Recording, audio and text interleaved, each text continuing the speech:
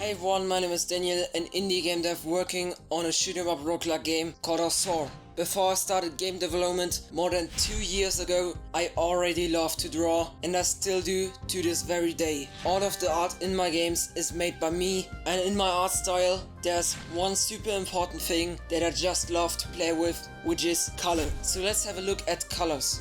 In this video today, we are not just tackling the basic color theory. There are enough of these videos on YouTube, and I also made one where I talk about the color basics.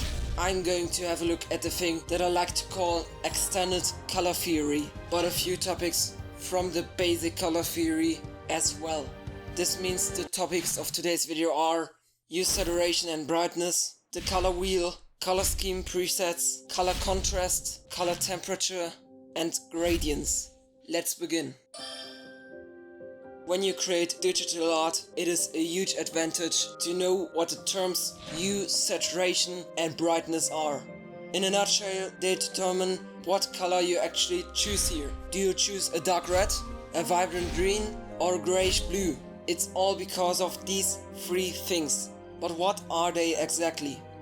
Hue is the actual color, so red, pink, purple, blue, cyan, yellow, orange and so on. If you change this value, it's going to be a different color. It's probably the simplest of the three to understand.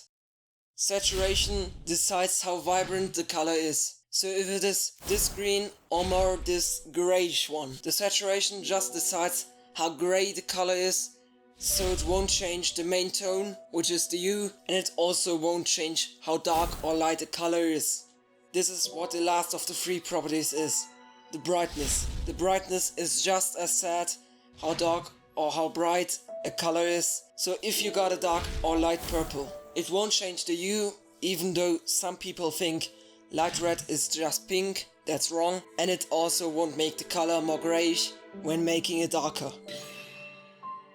The color wheel is one of the most famous ways to display the different color hues in the form of a ring or circle. Some of them show a smooth gradient, like the one in this video, and some of them are divided into sections filled with a single color. But at the end of the day, all of them display different color hues, and some even go as far as displaying saturation or brightness. Other than that, you can pick colors from it and work with color schemes. It is pretty self-explanatory when you see it.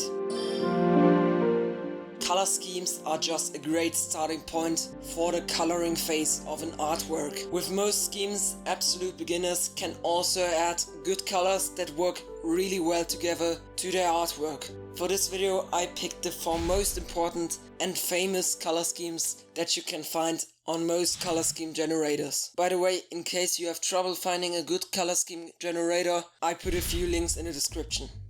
Anyway, the first one is called the complementary color scheme. With this one, you get 2 colors that are opposites on the color wheel, so extremely contrasting colors.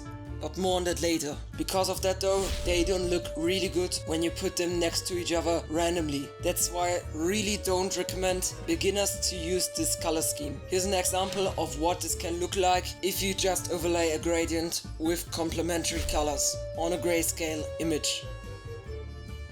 A very good alternative for beginners to that is the monochromatic color scheme. Here, colors that are close to each other get chosen, which makes the scheme super easy and safe to use for beginners.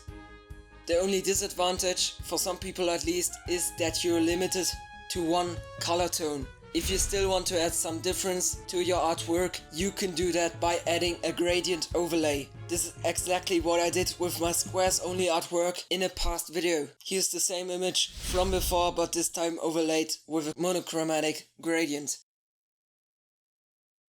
One of my personal favorites is the triadic color scheme, because there are always 2 colors that work super well together and one that's a little more contrasting. It allows for a lot of super interesting ways to use these 3 colors. As you might have already seen, the colors in a triadic color scheme are chosen by the ends of a triangle. Just like with the other 2 schemes before, here's the example with the image.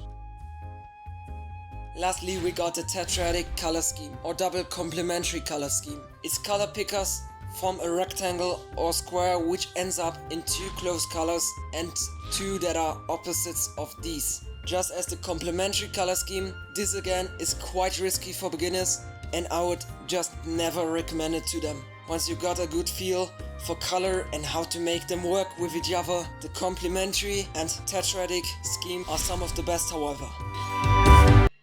Let's talk about contrast now. Contrast is the amount of difference between two or more colors. These colors can be a shade, so a darker version of the same main tone and the main color, or completely different tones, like purple and orange. If there's no contrast, there's actually no difference in color at all. If there's extreme contrast, these colors are actually complementary colors, so opposites on the color wheel. This is a very simple and easy to understand concept, but I sadly saw people misunderstanding it enough times, so I needed to feature it in this video.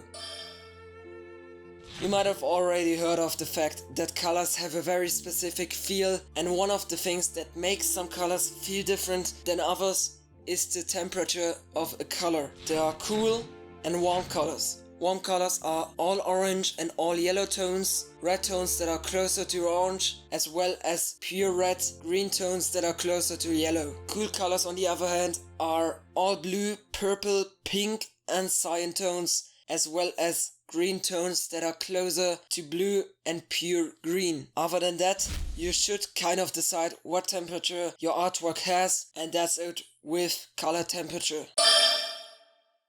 Gradients are pretty straightforward if you think about it. But do you know how many little mistakes and flaws there can be? They aren't so visible when there, but it's definitely visible that you didn't do any mistakes if these happy accidents aren't around. So let's have a look at gradients. Of course, you can use any color for a gradient, but if these are complementary and so extremely contrasting, the gradient might get a little pale in the transition of the colors. This will happen in many cases because a lot of schemes feature extremely contrasting colors. Just from 4 schemes before, 3 do feature at least one couple of complementary colors. The good news, however, is that you can fix that a little by changing the saturation and brightness. It's as simple as that. Next, there's a huge mistake a lot of people do when creating gradients with more than one color. This is adding too many colors on a too small surface. A gradient needs to be smooth to look good, and adding too many colors that are also way too different on a surface that is also too small makes the gradient look less smooth. And that are the things you need to pay attention to when creating gradients. At least these are the common mistakes. And that's it with the video.